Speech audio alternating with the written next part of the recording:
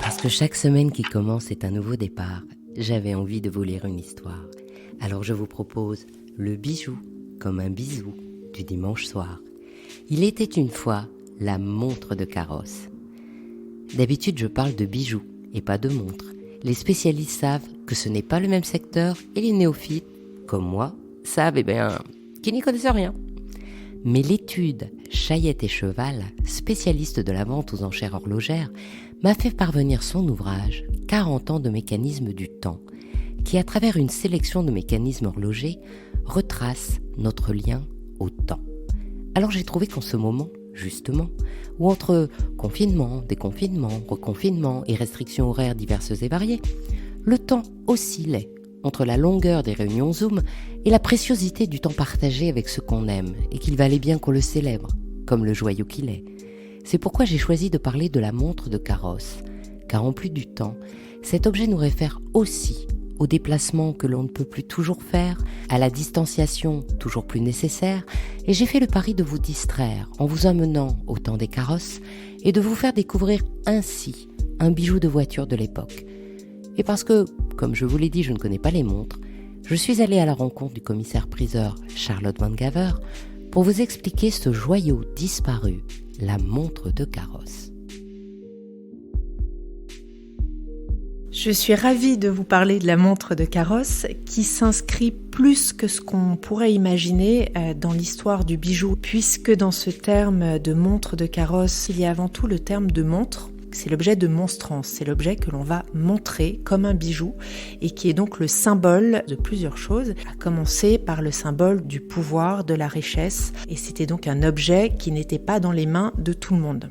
C'est un objet de monstrance qui était fait pour être transporté, avant même d'ailleurs d'avoir un intérêt technologique, un intérêt technique, un intérêt scientifique, et donc d'être une véritable montre, un outil de précision. La montre de carrosse était un bijou. Elle est apparue à peu près à l'époque de ce que l'on appelait les montres portées, ou les bagues montres portées, donc à la fin du XVIe siècle, et s'est développée au cours du XVIIe siècle et dans la précision tout au long du XVIIIe siècle. L'histoire de la montre de carrosse se rattache donc à l'histoire du carrosse, le véhicule hippomobile que l'on connaît tous, surtout lorsqu'on est une fille et qu'on a lu et relu Cendrillon. Cette histoire s'inscrit dans l'histoire d'un objet que l'on pouvait porter, avec lequel on voyageait. Je tiens à signaler l'ouvrage de Bernard Sédéca, qui est un éminent horloger et expert, qui a écrit un très beau livre, Temps mesuré du voyage. Je crois que c'est le titre de son ouvrage, je ne voudrais pas commettre d'erreur. Et il avait organisé une belle exposition il y a une petite dizaine d'années à Arras sur cette thématique précise.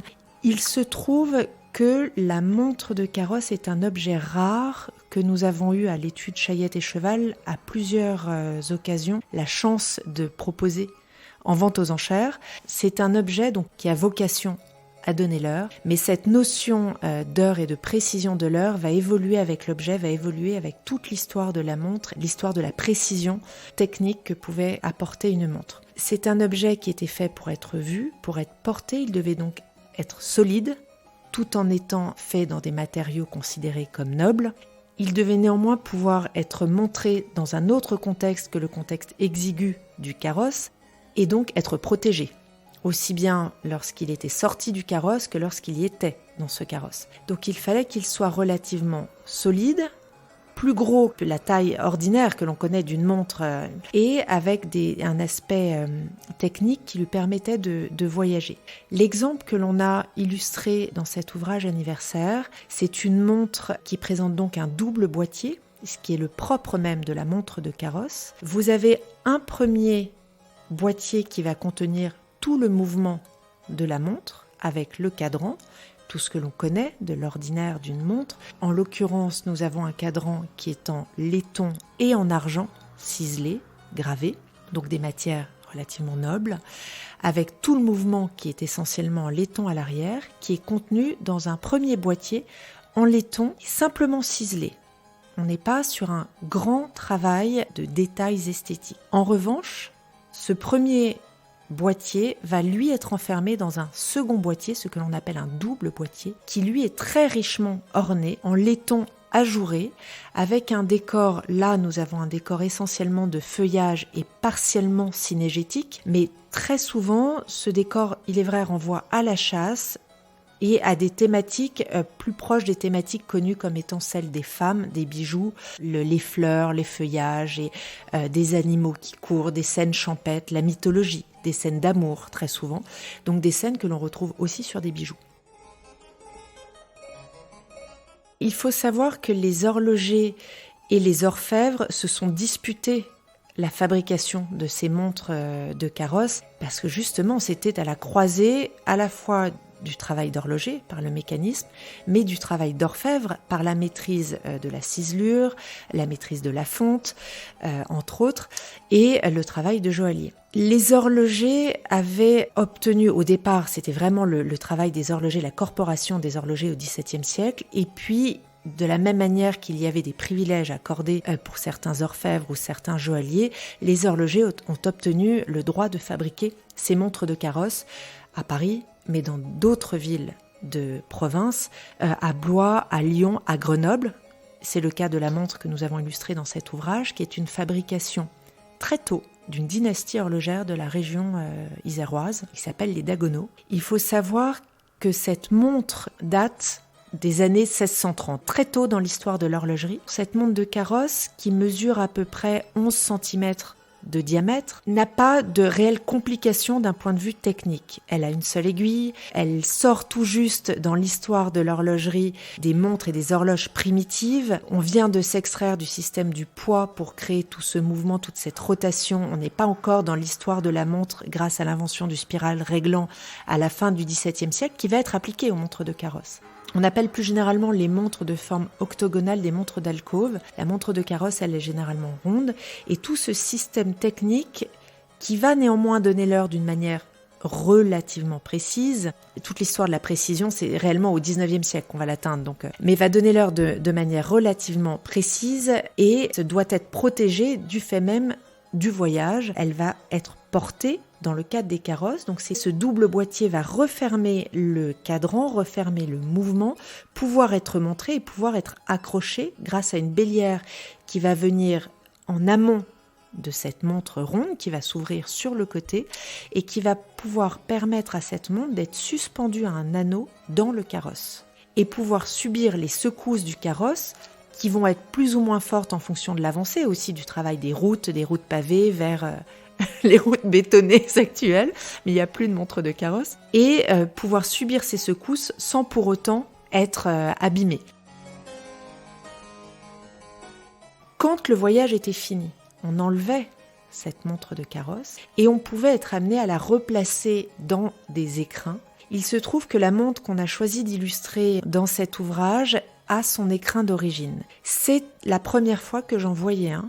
D'un point de vue technique, ce n'est pas la plus belle montre de carrosse que nous ayons présentée à l'étude, en tout cas pas la plus compliquée. On en a eu d'autres de Julien Leroy par la suite dans la collection de Monsieur Sabrier en 2015 par exemple. En revanche, elle a cet écrin qui est à lui seul un signe de richesse puisque c'est aux armes du propriétaire. Il y a des armoiries que l'on n'a malheureusement pas pu identifier malgré notre travail de recherche avec une étude généalogique. Mais cet écrin vient protéger cette montre et va donc au bout de ce raisonnement qui consiste à dire que la montre de carrosse a une vocation technique mais aussi une vocation esthétique et que c'était un symbole de pouvoir, de richesse, vraisemblablement la propriété d'un homme plus que d'une femme.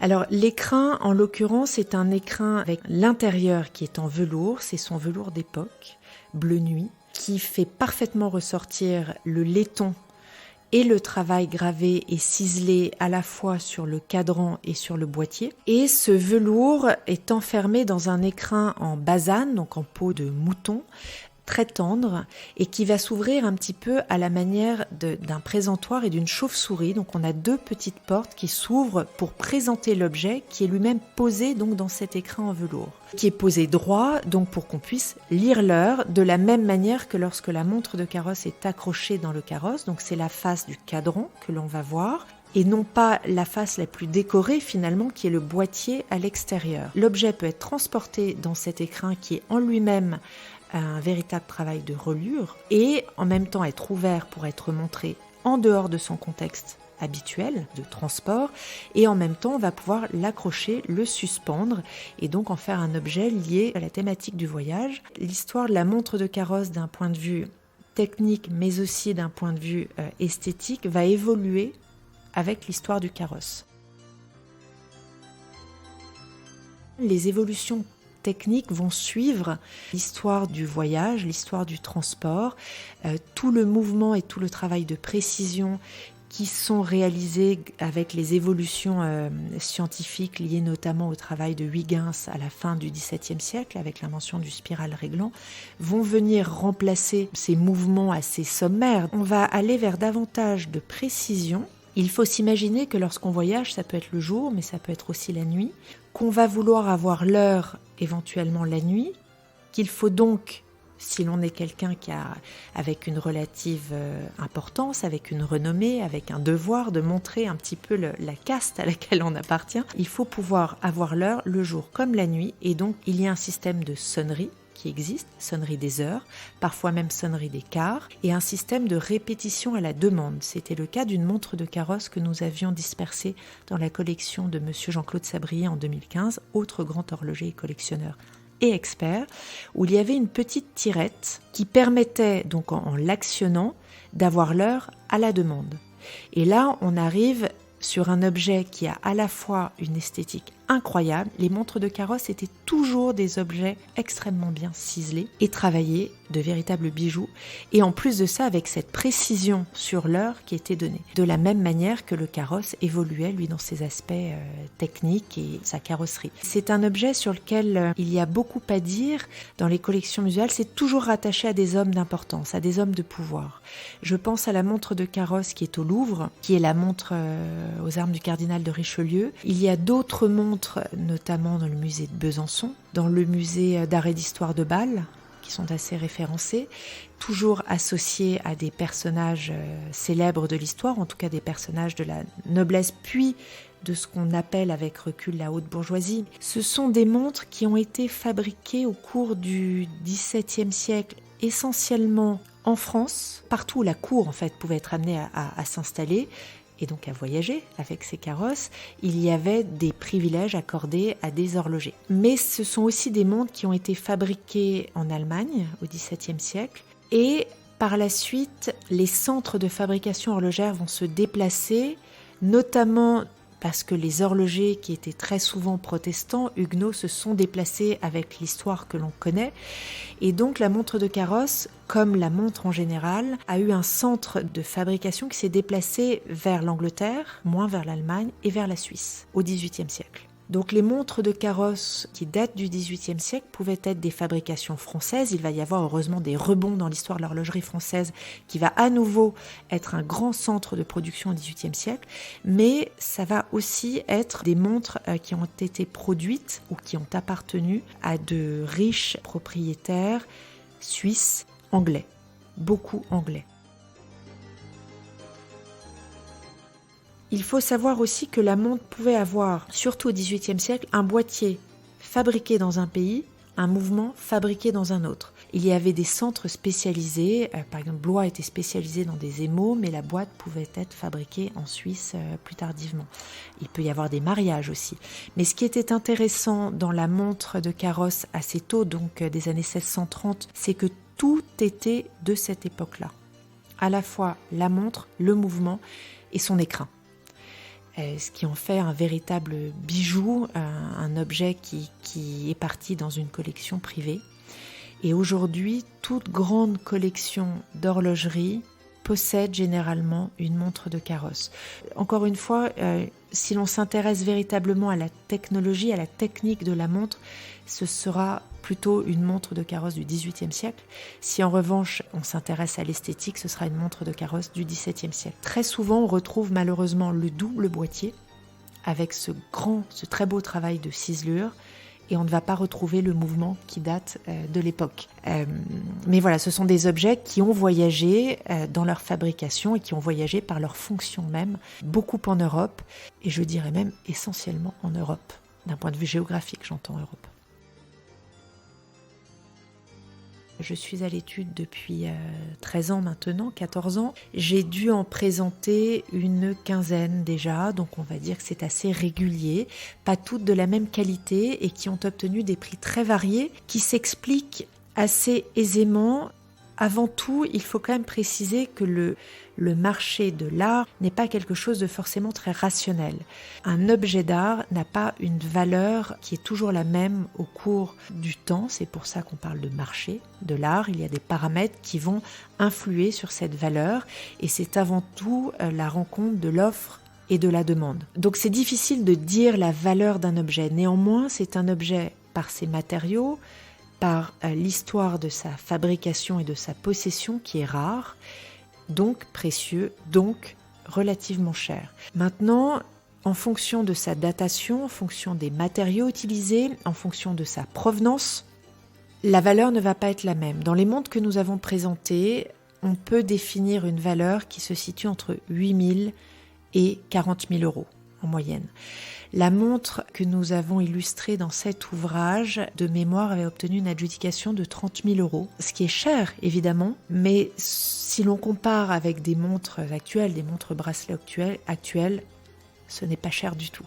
Le public de collectionneurs, que ce soit des musées privés, des musées publics ou bien des collectionneurs particuliers, est relativement étroit et passionné. Un public de passionnés évidemment, un public d'hommes à 99%. Je prends donc d'autant plus de plaisir à vous parler de la montre de Carrosse. Je ne sais pas si j'ai le droit de dire ça. Et évidemment, il y a un autre critère qui va influer sur le prix, c'est l'état. Plus un objet est beau, est en bel état, a des complications aussi, on parlait tout à l'heure d'un système d'heures à la demande, plus l'objet a un potentiel pour obtenir une belle adjudication. Si vous avez une montre de Carrosse, c'est un bijou en soi, puisque c'est un objet rare avec des matériaux précieux et c'est un objet qui a été travaillé par des ciseleurs, par des graveurs, par des orfèvres et ou des horlogers. Si en plus vous avez une montre de Carrosse qui a un mécanisme qui correspond à la datation de son boîtier, vous avez un objet très rare et vous avez un objet très précieux qui s'inscrit dans l'histoire de l'horlogerie qui est en perpétuel mouvement, qui continue aujourd'hui vers toujours davantage de précision et toujours une recherche d'esthétique. Et ça reste le bijou de l'homme. Donc c'est surtout contactez-nous.